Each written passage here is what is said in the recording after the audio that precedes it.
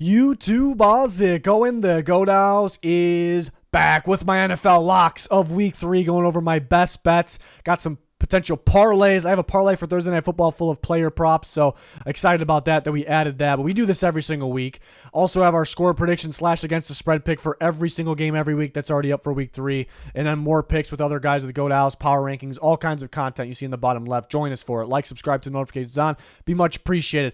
Twitter, there's some bonus content, college football bets, things like that you see listed below me. And then sponsors, Liquid IV, code GOAT, GLD Shop, code GOAT. Rocking the 49ers chain from the GLD shop. We have a giveaway from them going on. Links pinned in the comments for that and anything that you are looking for. To the locks of the week. So the spread lock we'll start with. And the Dolphins are my number 1 lock of the week. On the number 1 locks, we are 1-1 on the year. Hit it in week 1. Barely missed the Giants in week 2. And the spread picks in total from the spread locks are 6-3 on the year. But the Dolphins -6.5 against Denver. I think it's a bad matchup for the Broncos. It's in Miami. It's a tough place to play this time of the year where it's scorching hot. And Denver couldn't even win at home with their home field advantage. Vic Fangio gets some revenge with his defense against the Broncos offense. I think they'll have a really good game, but mainly the Dolphins will be able to throw on them. They'll be able to run on them. Mostert broke out last week. I think he could do it again this week. So I like them winning by 10. That was at -6. It bumped up to 6.5. So you do feel a little better about it at 6, but about the same thing.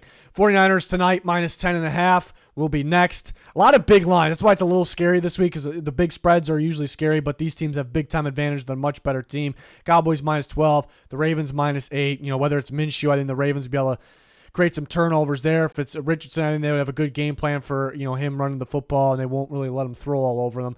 And the Steelers +2.5, I have them winning the game. I wish they would get bumped up to 3, but I'm fairly confident with them winning the game. So those are my spread picks. The lock is the Dolphins. On to my straight up lock. So teams just most likely to win. Like if you want to add just a little bit more odds to your parlay, and get a favorite money line, just a tiny bit more odds, better odds there. I like the Chiefs over the Bears. The Bears are a disaster, especially this week. They're a disaster on the field, but a disaster apparently off the field as well.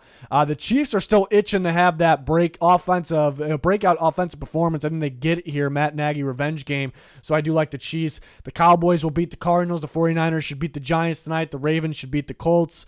Those are all pretty close. And the Dolphins, I'll put at 5. They definitely should handle business at home with that home field advantage against a team that does not match up well against them. So I like a lot of locks, straight up locks this week.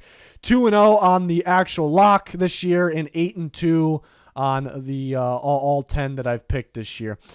On to upset / money line picks. So the underdogs, best underdogs to pick. 2-0 on the actual locks, 4-2 on the rest of the picks this year. So the locks have been working out for the upset. That's pretty good, so far, only 2 weeks, but picking underdogs. I like the Steelers. Again, I had the Steelers last week, and I'm doing it again, +120 away on Sunday Night Football against the Raiders. That's kind of the downside. They're away, primetime football. They play pretty well in primetime football, though, history shows. And the Raiders, Josh Jacobs can have a breakout game running the ball. Steelers are dead last in run defense. I think they're actually better than that. That'd be a little misleading. So that'd be the reason the Raiders win. But Steelers defense just make plays. They're going to get after Garoppolo. They're going to get their hands on the ball. Maybe not a ton, but they don't really need to. Devontae Adams beat up after last game. Steelers offense has been what's been a little underwhelming. But they got potential. They got upside. The Raiders have one of the worst defenses in football. Steelers also play the Niners and the Browns defenses. These are 2 top 5 defenses. Look out for a breakout game from not only Kenny Pickett, but the Steelers offense. So I like them winning this game. I have the Jets winning as well. It's a 50-50 game to me, but having, the odds of 120 are pretty damn good, I think. They're at home. They have a top 3 defense, in my opinion. I think most people's opinion. And I think they'll be able to take the ball away from Mac Jones. The offensive lines the Patriots are putting out there right now are pretty terrible. They'll get a pass rush on Mac Jones. They won't let the Patriots run wild on them. The secondary, they got a mixture of guys that are lockdown / playmakers, get their hands on the ball. And then offensively, people have been running the ball pretty well on the Patriots. So I'd look out for Breece Hall and Dalvin Cook. I think the Patriots would be game planning for that. I'd watch out for Breece Hall in the passing game. So I like the Jets winning this game. And the Saints I have winning. That's a toss-up, especially at Marcus May. This probably would have been higher on the list, even though they're 3. but Marcus May suspended is pretty tough because the reason I picked the Saints is their secondary is playing as good as anyone in football. I think that could throw off Jordan Love. So now down a man in the secondary, it'll still be very solid, but that makes me wonder a little bit more, but I still like them to win that game against the Packers. It's more of a test the Packers haven't seen yet as well with the Saints passing offense and the Saints pass defense. So I do like the Saints in that one. So some good money line upset picks there. Next, over-under. The first time we actually went undefeated in the over-unders with the lock and the picks in week 1, and we didn't get one at all. And we had 2 both weeks in week 2. So there ended up being a lot more scoring in the Cardinals-Giants game just because the Giants started like shit and had to come back. And the Colts-Texans game surprisingly had a bunch of offense, but week 1 we definitely we went undefeated, so we did good on that. So we'll see what happens week 2. My first over pick of the year, Rams-Bengals, 43.5. The reason this is so low, so I think Vegas is projecting around a 23-20, 24-20, 23-21 type final with that. And that kind of makes sense based on the way the Bengals are playing, but have been playing, and that's pretty poorly. And they started to get a little bit. They moved the ball a little bit better in that Ravens game. Remember, they had a red zone interception. They probably should have scored more points. But the Bengals always start very, very slow. Well, if Burrow doesn't play, I wouldn't touch this. That's first off. I think it's obvious, goes without saying. But if Burrow plays, which I would expect him to, but we'll see. The Bengals start slow in the first 2 weeks every year. They're going to get going. They're at home wearing the whiteouts. They have, the Rams are a little thin on big-time playmakers at the cornerback position. The Bengals receivers will be a handful for them, and they have a breakout game. But we know that, Stafford, and the Rams, led by McVay, called by McVay, they can put some points up on the board too. So I think a breakout game for the Bengals offense. And I think the Rams keep doing their thing. Therefore, it should be much higher than 43.5. I had a 27-24 final. And I was even thinking about more than that. And then Patriots-Jets, 37 is very low, but it should be under that. 20-17 is where I have the maximum of that game, and that is 37.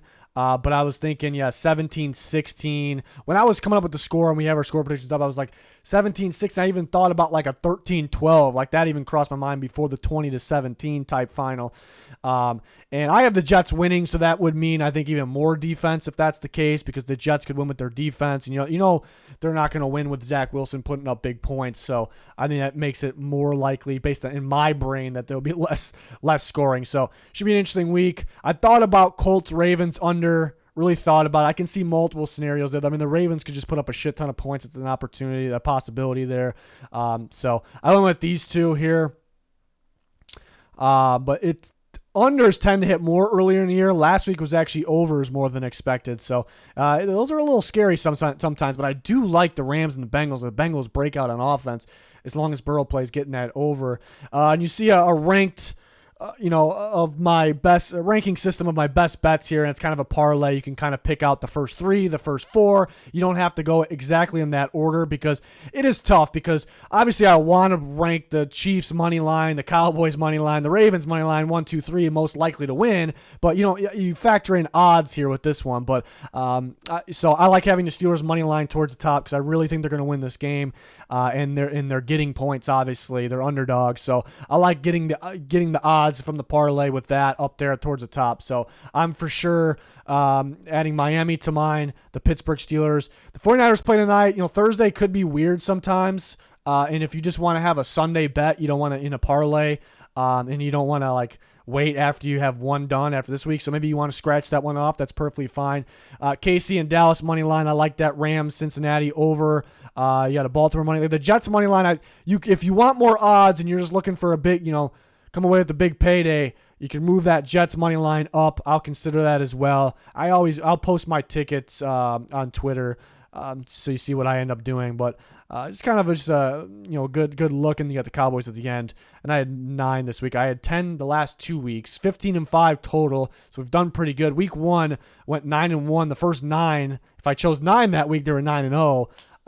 Week 1 was easy. Week 2 is tough. I think week 3 is in between the two. Maybe a little bit, feel a little more confident than week 2, a bit more. So week 2 had some tough games. So, it kind of gives you an idea. What I recommend, I'll say this in every video, and we're not done. I'm going to show my Thursday Night Football parlay prop bets that I got.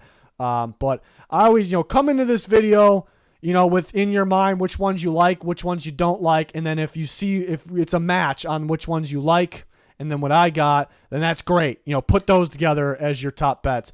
If I'd say if you just coming into this video, if you did not like a bet at all, and I have it on here, maybe just scratch it off the board, and then maybe I convinced you of some that you didn't really think of before. But yeah, I'd recommend kind of using your own thoughts as well. But we've done pretty well on these.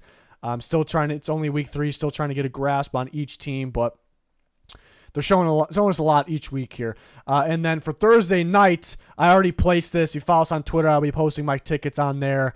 Posted one last week as well. But I got a good one going, and I had a bonus bet from DraftKings. So it was $25 to win $500.